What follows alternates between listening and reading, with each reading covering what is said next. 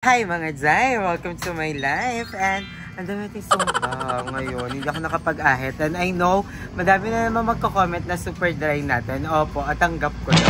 Kasi hindi na ako nakakapag-skincare lately. Hindi ako nakakapag-moisturize ang arte. Wala lang ang makain. Ganun pa rin. Moisturize pa din. So ngayon is magluluto kami ngayon ni Madam Ivan ng sinigang na manok. Alam niyo kung bakit gusto namin ng sinigang na manok? Kasi yung manok mura, yung baboy mahal. Magkano kilo ng baboy ngayon, Ano yung 70? Ang 350 ang laman, pork chop at giniling. Ang manok? 340 ang tubuto. Ang manok ay 210 sa buo, 220 sa slice. 220? Pagkat. Ikakat? Pagkat lang yun. Itlog, magkano yung itlog? 10. Sinigang na itlog, nakain ba kayo? Ayun na lang, feeling ko. So, ayan, nandito tayo kanila ate kasi ito yung isa sa mga ano talaga, sentro ng mga palengke. Actually, ilan ba palengke dito sa Carla? Isa? Malapit na yung... Dalawa? Tatlo? Actually, madami. Madami. Sana kumpleto sila ng pangsigang. So, kailangan din natin to. Hindi kami, ayan, dalawa lang, no? Carry na yung dalawa. Oo, hindi naman natin kinakain yan. Hindi naman to kinakain. Pang ano lang yan. Parang dry niya. Parang magka-dry ka. Wala ka diba tulog? Tayo mo yung ito, parang Ito mas fresh. Ay, may naka-eat-ar yan. Oo, naka-eaters ka, no? Wala ka masyadong problems, no? Alam ba yung mga pangsigang? Hindi ko pa naman ano. Dalawa lang naman kami ni Madam Ivan, pero baka pumunta din si Darla. Diba? So, ayan, ito yun. Feel ko ito lang. Ito na, okay na. Nabihan na lang natin yung sinigang mix sa tatlong magic sarap. Para masarap na masarap. Wala na yung ano magluto ng ganyan mag-ano? Ayan. Magluluto ako niyan. Ano, ang tawag dyan? Shrimp. Ay.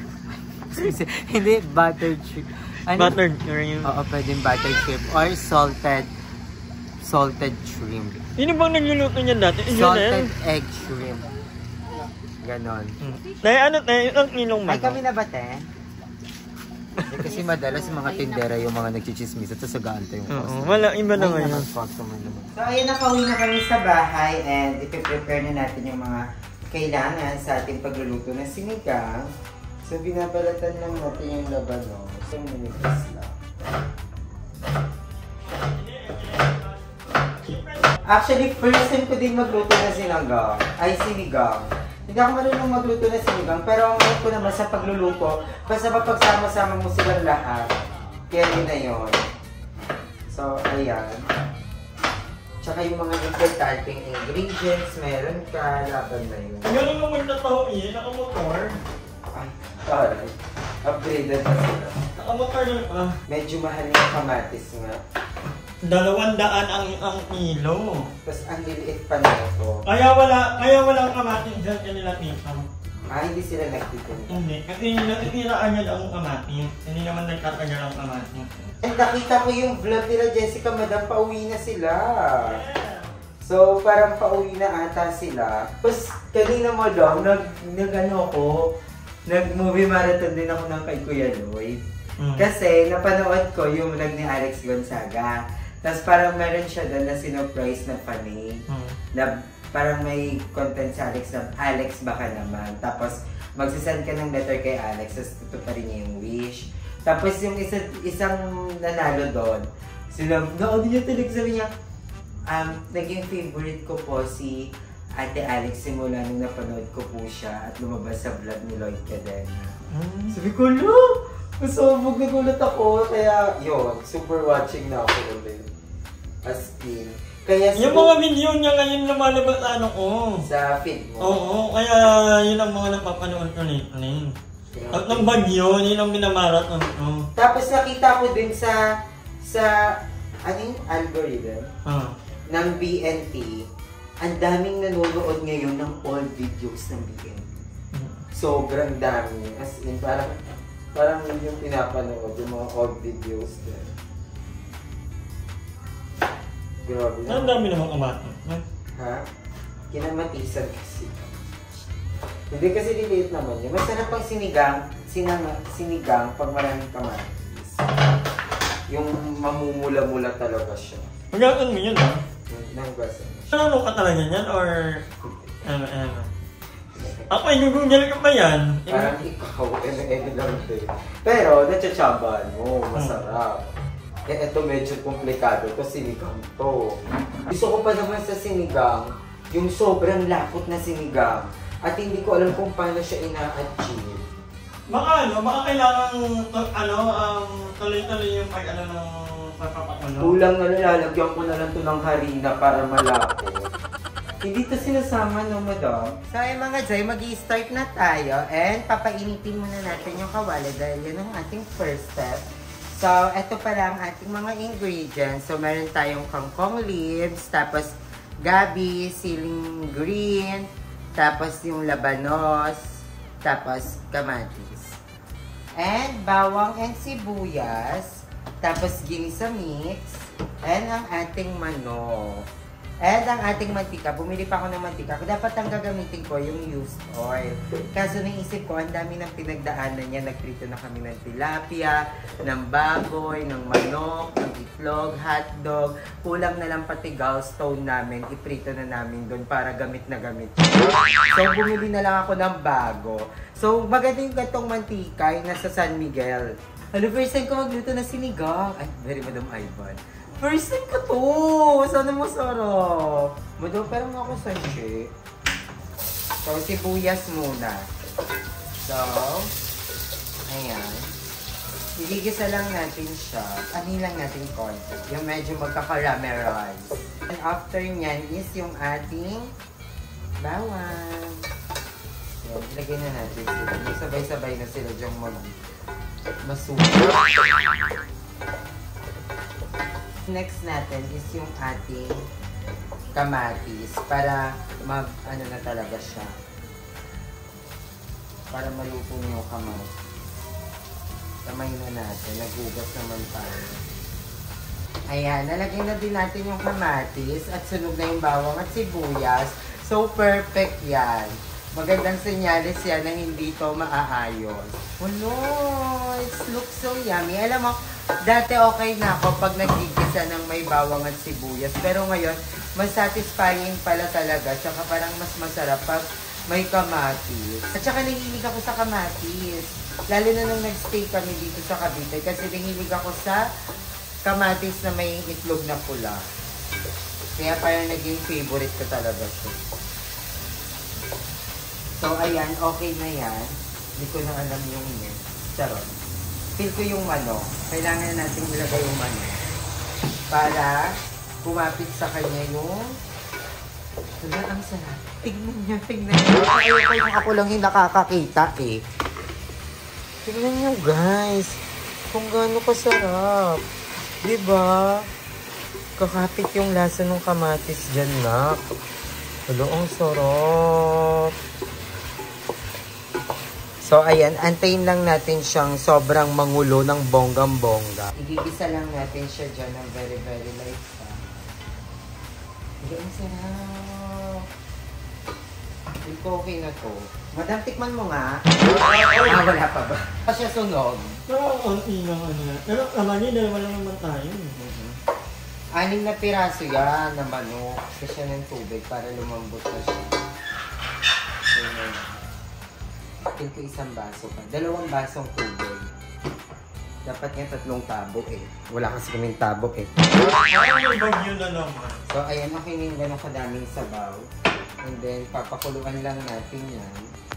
Pakita natin ito kanila. Ayan. Diba? Papa-chicken curry na siya. Hindi siya sinika. Ano yan? Ang inigang ba? Maasim? Hindi. Ay, yung umaasim. So, ayan, hayaan muna natin siya. Papakuluan natin siya ng mga 5 minutes. Tapos, okay na yun. Tatakpan lang natin siya. And then, babalik ako sa inyo pag words on. Ano ka na dyan? Parang ang dry nung ano natin. Sinigang. Walang kakulay-kulay. Wala man lang okra, talong. Ito mo lang yun natin ng food coloring. Oo. Pero carry siya. Masarap ay, oo nga, okra. Okra, tsaka yung... Pero may ano naman na, may radil. Green and white kasi siya. At yung kamatis mo kasi medyo maliliit yung cut. Ano naman siya? Lalaban naman siya. Nalang. Lasa. Kaya wala kang Idarla. Idarla rin talaga ang ano, ay. Hindi kaya yung... Masarap siya. Wala tong magic sarap ah. Wala pa. Ano nilagay mo? Ano lang, patis, tas ganito, 4. Ay. Para masarap. Tas yung isang mix lang. Hindi ko okay na yan. Huwag mo nang hanap pa ng ibang ulay. Okay na yun. Malapot naman na. Una like. Na-achieve naman yung lapot, no? Yun ang mahalaga. So, okay na siya guys. Magpe-plating na kami and then taste test na. So, I love you all. Okay guys, ito na yung ating sinigang. So, ito na yung itsura niya. Ito ata yung pinaka malungkot na sinigang na nakita natin. Wala kasi, hindi kami nakabili ng okra tsaka talong. Kasi hindi naman namin hindi nakakain niya. Si Madam kumakain siya ng okra pero hindi na namin siya naisip. Pero ayan, titikman natin siya kung panlaban ba siya, kung hindi. Carry lang din naman, at least nauulam pa din, diba? And hindi ko talaga forte ang pagluluto dahil lagi ko siyang either na-overcook or nasusunog, minsan naman walang lasa, matabang, minsan sobrang alat. So, pasensya ka na guys. So, antay na natin si Madam, bumibili lang siya actually ng Coke para merong panulak, and excited na ako sa may very own sinigang ala Ayep, diba? So, titikman natin siya. Sinigang na labanos talaga to. So, andito na si Madam. Yeah! Pumili lang ako ng Coke na mag-iisip ko. Muning mamaya ka na. Hindi ka nakikisabay. Muna. Pero at least sa palapot, kasi yun lang naman talaga problem ko kung paano siya mapapalapot.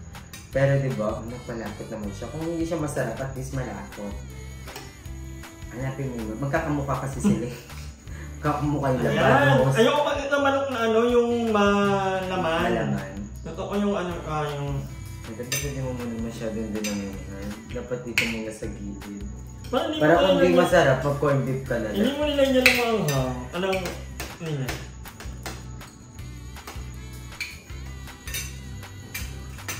Nakatamang ka. May asin. Okay na yun. Nakatamang. Huwag na nating, hanapin yung ibang lasa ng sinigang. Basta yung asin andyan. Saka malasa. Hindi pa ako kumakain ng ano. Baka sabihin nyo, walang anong imadam. Walang. Yung labano. Radi, yung kalaban. Hindi pa ako kumakain ng labano. Ayaw ka sa mga slimy. Hindi ako kumakain ng okra. Kasi sinabi ko pa naman kumakain ka ng okra. Hindi ako nakain. Sabi ko, si Madam kumakain naman ng okra. Hindi. Pero di kami nakabili. Ang kinakain ko lang ang palaya. Ayaw ka ng mga malalapot. Hindi kinakain ng okra pala. Ako okay na to. Kaya rin na siya. Ako nipit na ng 8.5. Over 100. Over 10. Akala ko over 100. Ikaw ka. Siguro masarap din kasi yung kanin. Ibang factor din talaga yung kanin. Kasi hindi ganito yung sinigang na natitikman natin sobrang sarap. Yung natitikman natin sa mga yung binipilihan natin ng mga sa Tagaytay. Or ako okay na kasi hindi ako mahilig ka mag-ganto eh. Sa mga sinigang? Ang mama ako. Hindi ko familiar lasa niya. Pero parang kayo naman siyang ulam. Totoo, kaya ko naman. Gusto ko na yung mga tinola, yung mga ganun na. Pang-tuyo. So si Darla papunta dito, chinachin mo ng kanila. Pang-inikap. Kasi, nakatatakot yung mga bakalat na baka daw magalit si Madam. Hindi mo kung nangyayari. Alam naman nila, nasabi ko naman, vocal naman ako na ayoko lang ng makalat. Kasi pag makalat, na naiinit ang bakla, siyempre matanda na ako. Mamaya ka na, Ning. Sa'yo to. So, natatakot nilang pumunta dito kasi baka nga naman ako, okay lang, Jaga. Pero sabi ko, magtabay na kayo para isang na lang. Kasi pag nandito naman, talaga, magulo talaga kami, maingay kami lahat. Masaya talaga. pumunta kayo mamaya. Pero may mga araw naman din, yung pupunta nyo lang, kasi para... Ay, pag kami ni Aye, kunyari, kasi pupuntahan ko sa kanila, wala na naman kong ginagawa. Tapos, pupunta kami dito. Magkakama kami ni Aye, pero hindi kami magkano nagdadaldalan. Actually, madaldal nga lang kami lang eh. Pag sa personal, ano lang kami. Kaya kayong load ng mga vlog. Cellphone, ako tulog, gano'n. Feel ko ako naman ngayon, mababago na yung tulog ko. Dapat niya tulog tayo ng gabi. Feel ko mababago na yung tulog ko. Bakit? Feel ko lang. Maganda. Para tulog tayo ng... At meeting tayo kahit mga 10 a.m. Actually, kami, yung naghahapon na kami nangingiting. Pero maganda ka na kung mangingiting tayo ng 10. Mga ganun. At saka madam, napansin ko talaga guys. Iba pala talaga pag pag may something kang parang hindi nakain ng utak mo. Diba may mga ganun ka bang days na parang sobrang lungkot mo, tapos hindi gano'n nakapag-isip, parang sobrang ka na, down ka na. Iba pala talaga pag nagsisi. Ay, hindi naman kasi ako religious guys. Hindi din talaga ako nagpe-pray ako every night. Pero yung sabi mong pag-gising, minsan hindi ako nakakapag-pray. Pero may mga araw din naman. Tapos sa pagkain, minsan nakain ako, doon ako, tsaka na ako hindi ako yung super religious, hindi rin ako pala simba. Pero iba pala talaga madam, yung pag nasa point ka na super na down ka, tapos nagsimba ka. Iba siya madam. Promise, parang makikilans yung mind mo, tapos parang lumilinaw yung mga gusto mong gawin, yung mga sagot sa lahat ng katanungan mo, parang lumilinaw siya ng lumilinaw. Yung katulad nga nun, di ba, na parang nung nagsimba nga ako, doon ako mag-vlog, tapos ngayon parang alam ko na dapat ang isa sa amin ko yung tulog. Kasi eto nga, parang feel ko din, try ako kasi minsan nakakatulog ako ng alas 8, tapos makakatulog ako niyan, tapos bigla akong maalimpungatan na parang kompleto yung tulog ko, pero alas 9 pa lang. Parang 1 hour pa lang pala tulog ko, tapos bigla akong makakatulog ulit, tapos magigising ako 11. Ganun siya. Tapos ako naman, importante talaga ako ng tulog. Kahit gano'n ako kapuyat, kailangan babawi ako ng tulog. Kaya alam nila kunyari, mag-video or something. Pag nakita nila ang tulog ako, hindi nila ako niyutingin. Nakwento ko nga sa kanila. Ako din naman, kasi ako, gano'n talaga ako sa mga kanila pag nandito sila sa bahay. Kahit sino yan, pag nakita kong tulog, hindi ko yan niyutingin para kumain. Kasi ang tao, usually, pag gutom naman, hindi babangon yan para maghanap ng pagkain. Andiyan lang naman ang rep. Kung magluto, kung may laman ang rep, magluto. Pero kung nagugutom, bumili ng Pero yung tulog kasi, yun ang sabi ko sa kanila na mahirap yun kunin. Ako lalo na, hirap ako matulog. So, bago ako makatulog niya, nakailang baliktad muna ako ng pesto, ganyan. So, once na nakatulog ako, ayoko nang hinihiting ako. Kasi, magiging tablet ako kasi. Actually, isa yun sa mga parang natutunan ko din talaga kay Madong sa pagtulog. Na nga, medyo mahirap siyang makuha, tapos mahirap siyang, pag kunyari na wala na, ibabalik. At saka yung naging conscious na din ako sa pinto. Simula nung sa phase 2. Yung sa phase 2, yung unang bahay. Kasi si Madam, pag sa pinto, nagigising agad. So, sa lahat ng mga napupuntahan ko ng bahay, conscious na ako sa pinto. Lagi akong conscious sa pinto, parang ginagano ko muna siya bago ko ibaksa. Kasi di ba pag basta narinig yung... Maminyat na dati mag-pinto. Oo, diba? Ako yung pinaka-ano sa pinto dati. Kami ni Joven, ako si Joven din, mabigat din sa pinto. Pero dati, ano ba yung ano nyo? Kasi ayoko nang ayoko... Siyempre yung nagabog ka, nangyayong yung ganun. Tapos kahit saan, ganun na ako. Kaya guys, isa yun sa mga din natin, yung sa tulog. Kasi minsan, kaya dati, pag nagpa-prank din ako, I make sure na pag magpa-prank ako, gigising na kami. Hindi ako nagpa-prank na yung sobrang, yung mga ka-store talaga na kakatulog lang. Kasi alam ko yung ganong feeling. Malay mo may panaginip ka pa na sobrang ganda, tapos bigla kang gigising. So yun, ganun yung rules namin about sa pagtulog. So guys, ayun lang, masarap yung sinigang naman. Actually, naubot ko. Nakanalawa ko. Hindi siya yung super yummy na yummy ha. Ano naman siya, yung parang tolerable. Yan ang ayokong manok. Ito pwede ko. Pinar na naman, ba't niyo yung mga ganyan, no? Yung laman. So So, ayun guys, I love you all so much. Thank you for watching this vlog. Thank you, and thank you so much, Madam. And thank you, Lord. Thank you, I thank you mga dyan sa lahat ng mga nanonood sa atin. Maraming salamat.